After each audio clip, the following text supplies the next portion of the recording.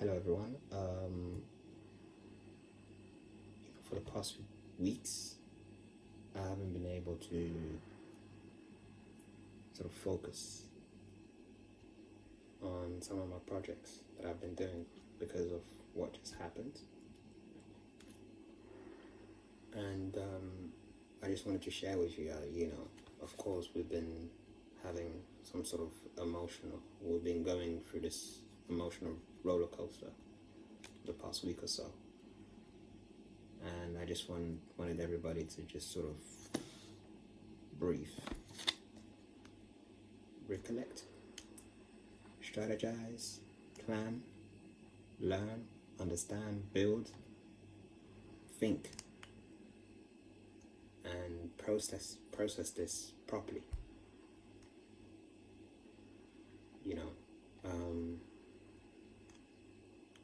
I love reading, and I've been doing a lot of reading for some time, and I wanted to share with you a couple of books that have sort of helped me understand the system and the world we live in.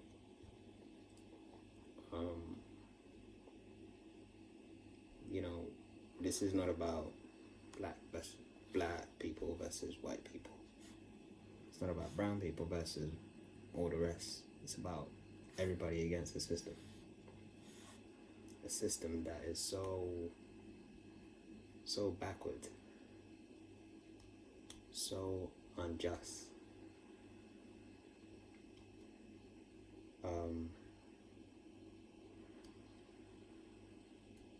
People have been speaking about this for some time, denouncing it for a lot of years now, and it seems like we're just going around in circles.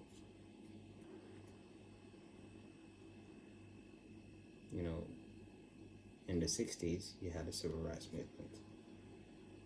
You also had the independence of a lot of African countries, some Caribbean countries too, around that time. What changed? Why is this still happening? Just because it's happening across the pond in America doesn't mean we're not affected. And we need to do better. We really need to do better. It's late. It's like 2:30 in the morning, and here I am making videos. Alright, let me just show you.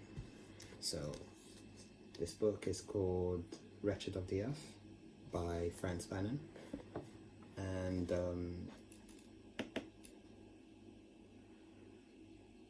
if you're into post-colonial literature and you try, at least even if you're not, and you try to understand the sort of system we're living in, I think this is a very good book. It really explains in greater detail the system. It stems from the colonial system that was imposed on Asian countries, African countries, Caribbean countries, black people in America. And it will make you sort of understand a lot of things. Violence is not always physical. Poverty is violence. Inequality is violence. Injustice is violence.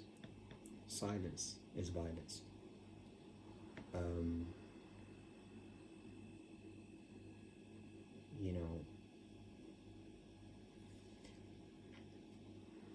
It's this book helped me understand the world a little bit better, and I read it when I was 21.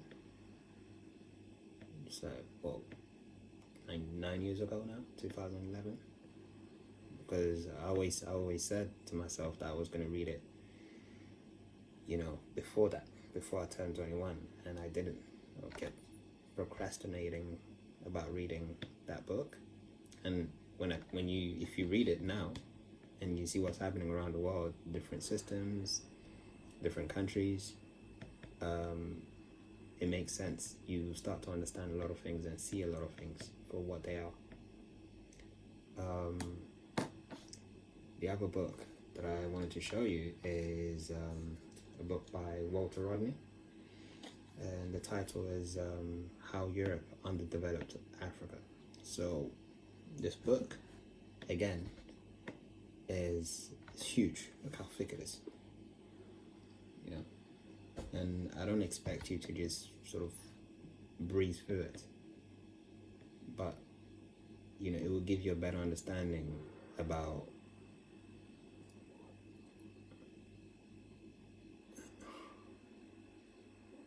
the question of development, especially when it concerns the global south, in particular Africa.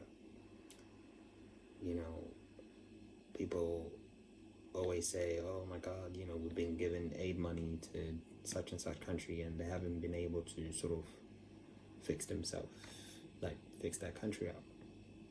That may be true to a certain extent, you know, but there's more to it. And if you read the book, you will open your eyes.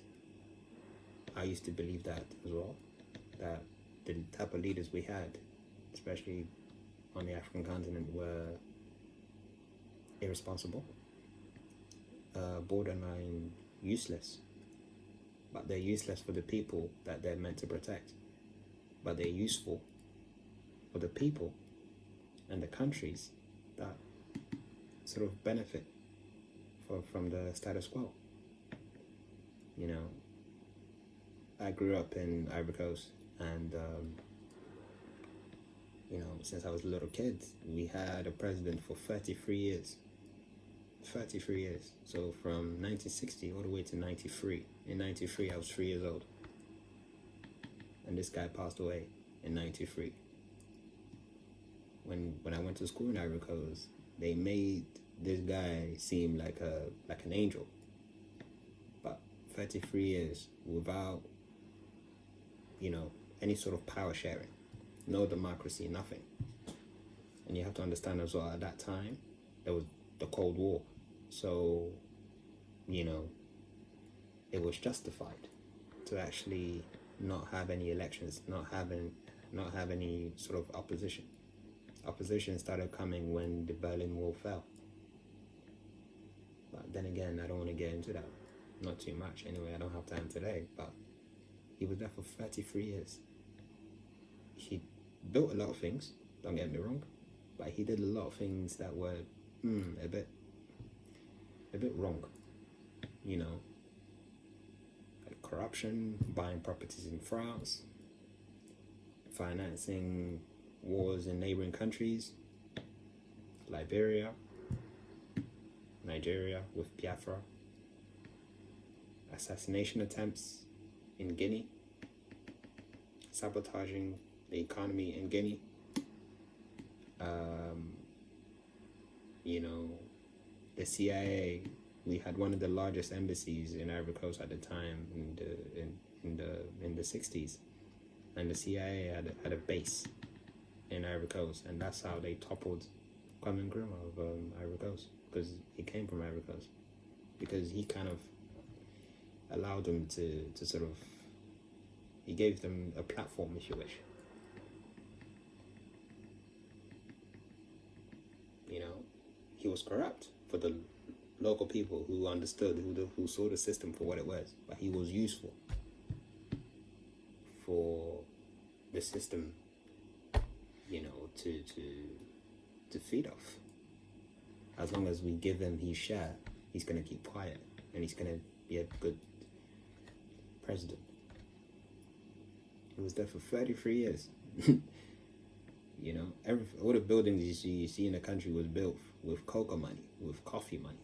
Because at the time, even to today, Ivory Coast is still one of the largest producers of cocoa in the world. I think we produce like 40% of the world's cocoa output. Ghana next door produces like 35, if I'm not mistaken, %.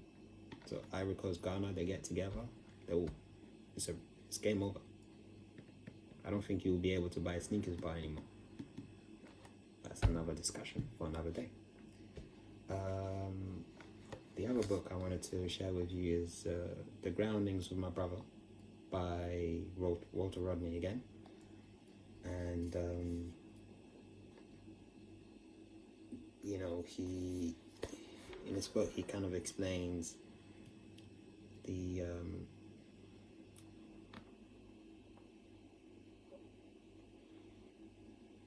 global circulation of sort of this freedom, this idea of freedom from Jamaica and beyond.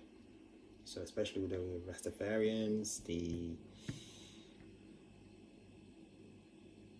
new revolutionaries that were sort of prominent across the world at that time. And he was a scholar, an activist. He worked with Angela Davis to a certain extent, Kwame Ture a little bit. And yeah, it's a really good book, you know, because he explains how Rasta became a counterculture for a lot of suffering. You know, the Rastafarian movement became a counterculture for a lot of suffering back in Jamaica in the 60s. And I'm only halfway through. And to finish it is quite interesting. Yeah. And the other book I wanted to talk about is Africa Unite by historian Hamza Bougari Yabara. I think he only did it the edition is only in French for the time being. This one explained the history of Pan-Africanism from Marcus Garvey to Toussaint Louverture, Dessalines, you know, Frederick Douglass, W.E.B. Du Bois, Maya Angelou, Malcolm X, Dr. King, Loretta Scott King, I mean, all of them, Kwame Ture, Black Panther, all of them, they're in there. And it's an interesting read. It's okay, it's not that deep. Like, as you can see, this is where I am right now, halfway through. You know, I love reading. Hold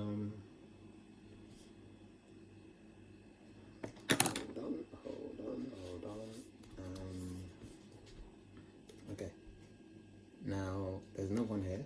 It's called Race, Nation, Class, Ambiguous Identities. And this is sort of like an essay, if you wish, a series of essays written by different people.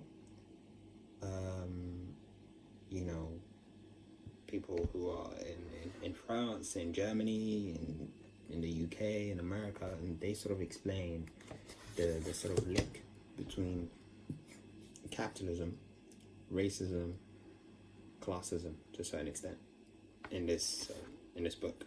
So it's quite interesting to sort of understand why certain things are happening and why, you know, because they were set up that way for a very long time. So it's quite an interesting read. I had, like, look at this. So there's some books you can't read, like, you know, it's not Harry Potter. You don't start reading it and you're like, oh, okay, I'm done. These are sort of reference books, if you wish. You read some and you come back to it because some of the things will be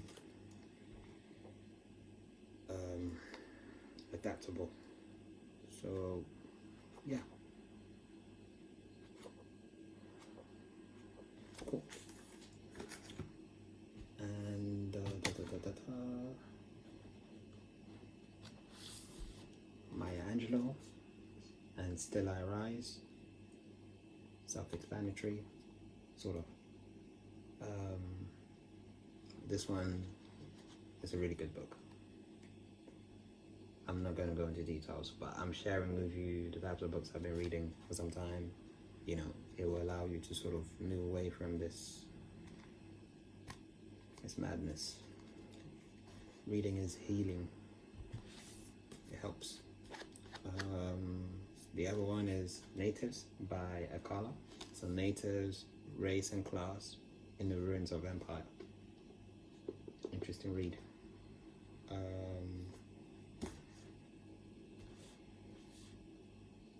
This one is by Zora Hill Hurston. Their Eyes Were Watching God.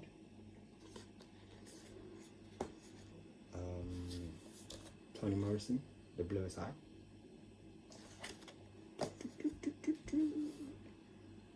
Maya Angelou, I Know Why the Caged Birds Sing. Very important book.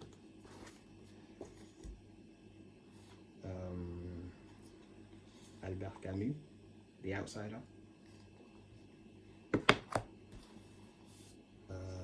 George Orwell, The Animal Farm. Now, what I remember from this is one funny quote, but it's still relevant today. It says, all animals are equal, but some animals are more equal than others. In the society we live in, we're not animals, but yeah.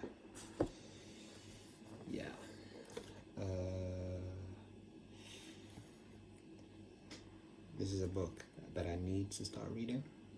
I bought it 3 years ago and I haven't even opened it yet. It's still new. Look at that. His name, it's called A Grain of Wheat, and the author's name is Ngugi wa Thiong'o. He's Kenyan, I think. James Baldwin. Go Tell on the Mountain. Interesting read. There's another one here by Senegalese author Felwine Sarr, Afrotopia. And Manning Marable, Beyond Black and White, From Civil Rights to Barack Obama. And let me just read the resume for you. So, many in the United States, including Barack Obama, have called for a post-racial politics. Yet, race still divides the country politically, economically, and socially. In this highly acclaimed work, Manning Marable rejects both liberal, inclusionist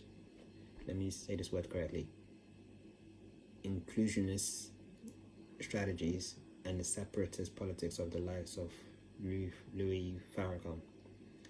Looking back at African American politics and the fight against racism of the recent past, he argues powerfully for transformationist strategy that retains a distinctive black cultural identity but draws together all the poor and exploited in a united struggle against oppression. And it's interesting. This book is important reading for activists and theorists alike, and for all of us who want to be both. And that was sort of review by Angela Davis. And the other review is vital reading for anyone concerned with African American politics today. That's another review by Jesse Jackson.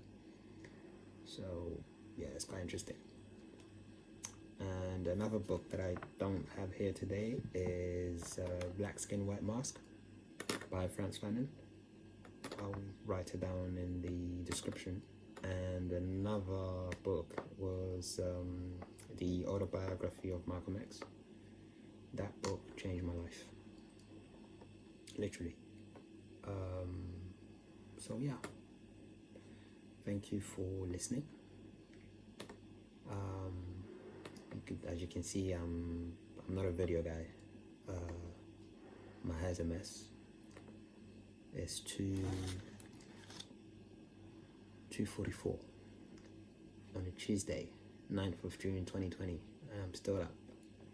I don't know why. Don't ask me. I don't sleep. But yeah, if you have any questions, if you need more, if you have any sort of concerns or whatever, just let me know, because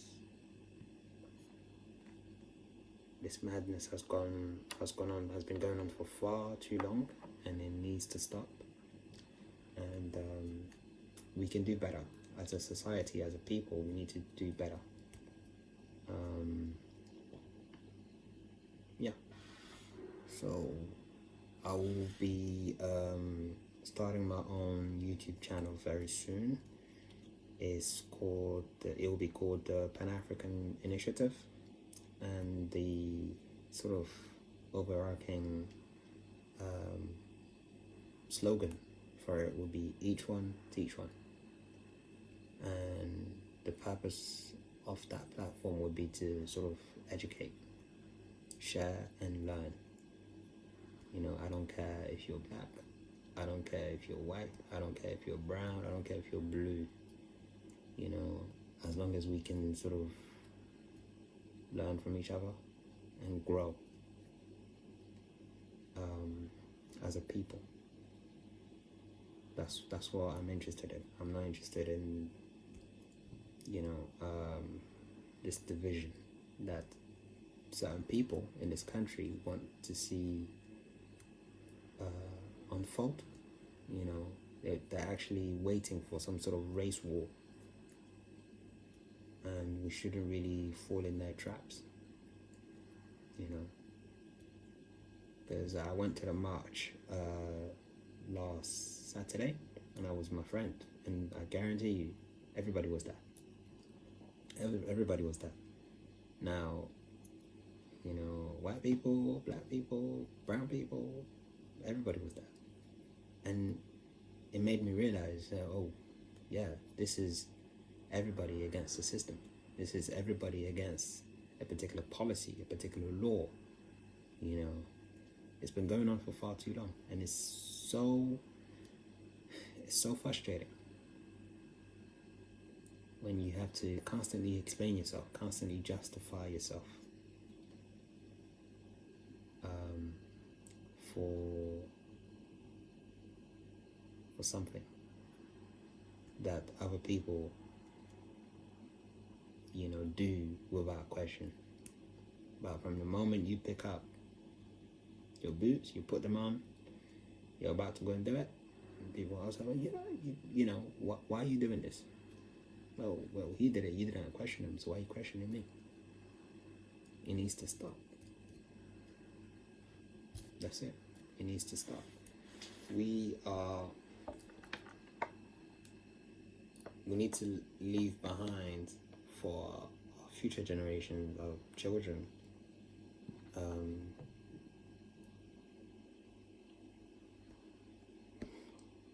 something we should be proud of. Because I wouldn't want my kids 10, 20 years from now to be fighting for the same things we've been fighting for last Saturday, 20 years down the line. Because you get to a point where where you think to yourself, what the hell just happened? What did we actually do? What did we actually achieve? You know, fundamentally, we need to pave the way. You know, we need to make sure they have the right tools to build a better tomorrow. You know, because today, you know, and yesterday and before that, it was affecting black people. Now, we live in a society where it won't just be a black problem. You know, it will be everybody's problem. So, yeah, we need to make it stop. And that was me.